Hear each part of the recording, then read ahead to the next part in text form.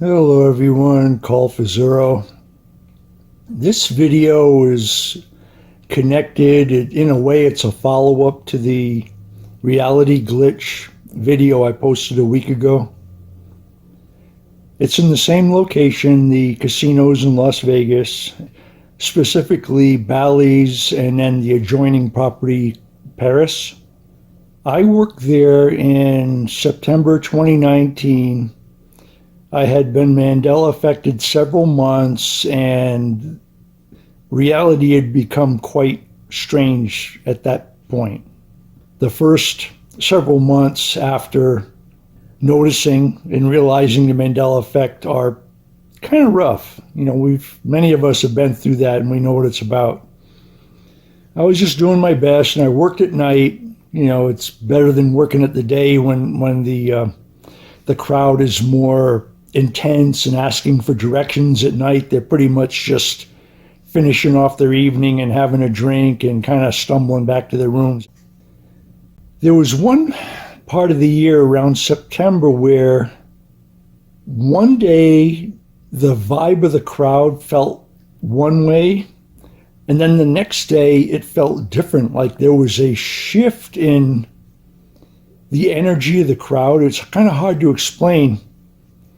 But as the days went on and it remained in that shifted condition, I tried to put my finger on it, and what it seemed to be is that the crowd became apparently more high-tech, but less focused and more like NPC.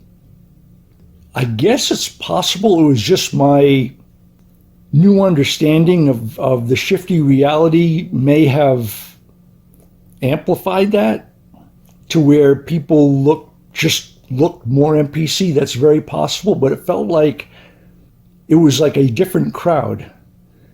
And so much so that it was almost like what was said to them, it really didn't matter. Like, for example, if somebody came up to me and said, "Hey, where do I find the Italian restaurant?"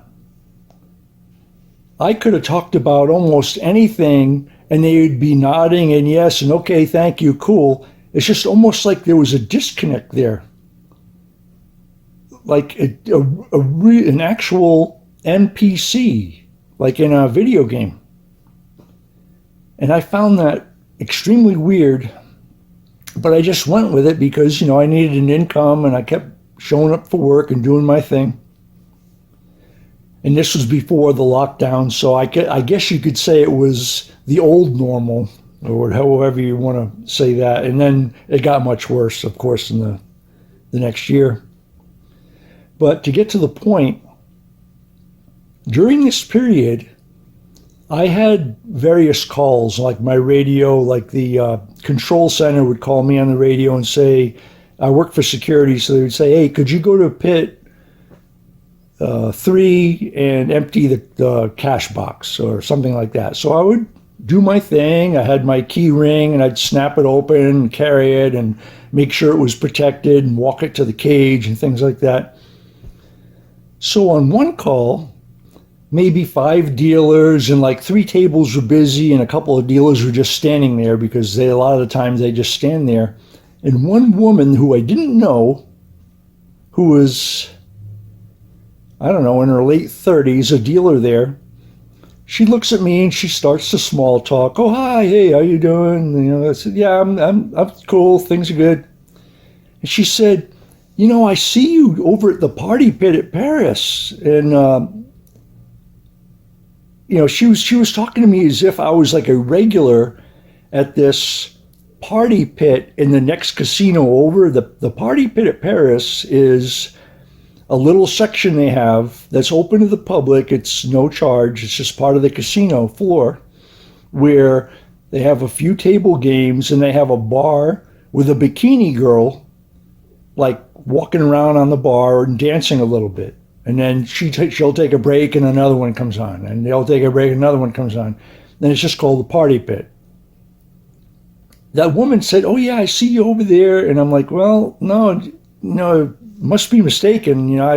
I'd been by there once in the last like 6 months on a call, but no. And I thought, oh, that's kind of weird. That's weird.